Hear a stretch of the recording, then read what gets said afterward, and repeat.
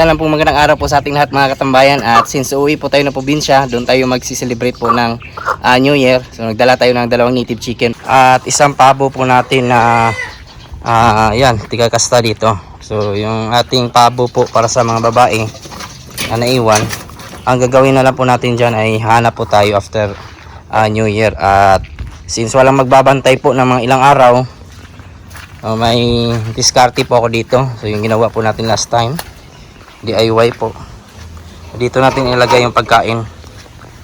Yan, maya lalagyan po natin kasama nang doon sa kabila yung ating mga breeders. At ang pinaka-importante po, iwan tayo ng madaming tubig.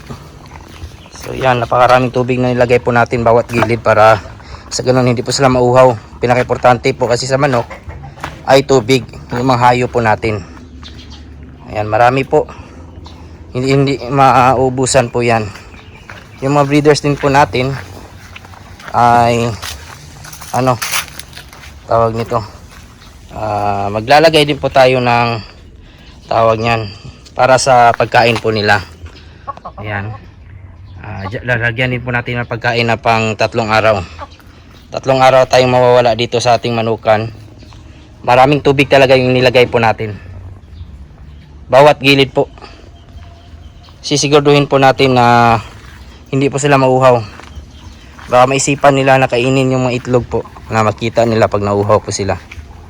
Yan, yung ating mga sisiw naman po sa loob, dadalhin po natin to lahat sa ating probinsya sa Glan. Ayaw po natin na mangyari lahat o maubos na naman yung ating mga sisiw po kasi walang tao nagbabantay. Mahirap na. So baka kaya pa itong pagalingin yung iba nating mga sisiw. Sayang naman po. Dadalhin po natin lahat po yan mga katambayan sa Glan. At yung ating mga sisiw dito sa loob, yan, nasa almost 100 yan, 190 plus, hindi ako nagkakamali. So dadalhin po natin lahat yan para sigurado na maalagaan po natin ng maayos. Hindi pwedeng natin pabayaan na po dito na walang magbabantay. Mamamatay po talaga, sayang investment po natin. Binili pa naman natin yung mga itlog. So ganito karami yung ating iniwan katambayan, so, madami na rin yan. So hindi yan mauubos basta-basta o hindi magugutom yung ating mga alaga kahit iwan po natin ng 3 araw. Dito sa kabila nag-iwan din tayo ng marami. Kunti lang naman din yung ating mga alaga dito sa labas. Yan lang yung naiwan sa ating mga alaga. So saktong-sakto yung ating DIY nalagyan na rin po natin. Yan, ganun karami po. Kaya po yan kahit 3 araw. So happy new year sa ating mga alaga din. Sila lang dito. Ngayon yung ating mga alaga, kapag pahinga na yung iba, pakakainin na naman po natin para bago i-travel busog po sila. Kahit yung dito sa kabila, ganun yung ating gagawin. Nakapagpahinga na kanina, so papakainin na naman po natin para may reservang energy po. Ganun lang, naghanda na rin po tayo ng Intenso Plus. Sa box na paglalagyan po ng ating mga sisiw katambayan ay babasain po natin yan ng konti para kumbaga hindi po mainit, malamig sa loob. Konti lang naman yung travel po natin sa 1 oras sobra. So yan na po, binasa po natin ng tubig. Tama-tama matapos yung ating mga sisiw na mapakain sa loob ng incubator, doon sa loob ng kulungan, ilalagyan na po natin dyan at ibabiyahin na po. Yan yung ating mga sisiw katambayan, lumabas yung iba. Yan, dami.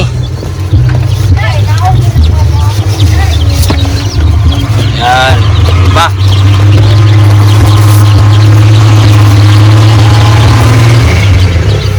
Bawas yung isa.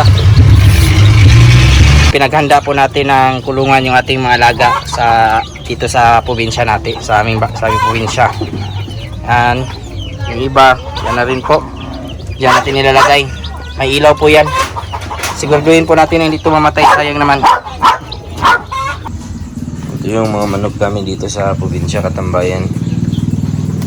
May mga kalapati din kami dito, marami. tingnan natin yung ating mga sisiw.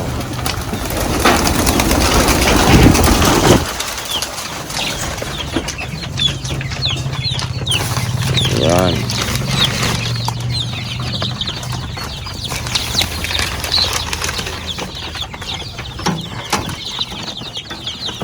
May mga namatay, yung mga mahihina po. Yan, normal lang po yan. So at least yung mga malulusog talaga ay nakasurvive.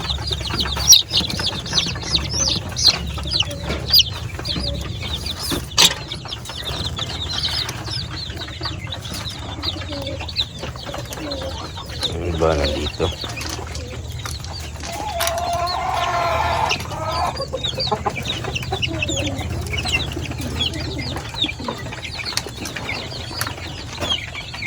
Pinapainitan natin yung ating mga sisiw at tambayan, no?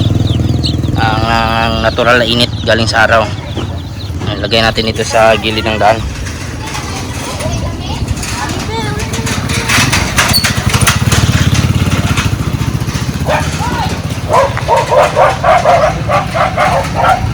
Yan yung mga pamangkin ko. Misa. Ito na. Oy, saan ka? Mata.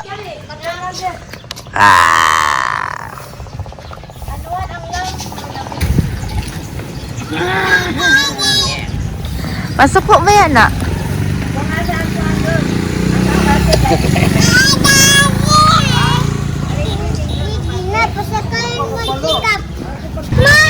Market day ngayon sa amin.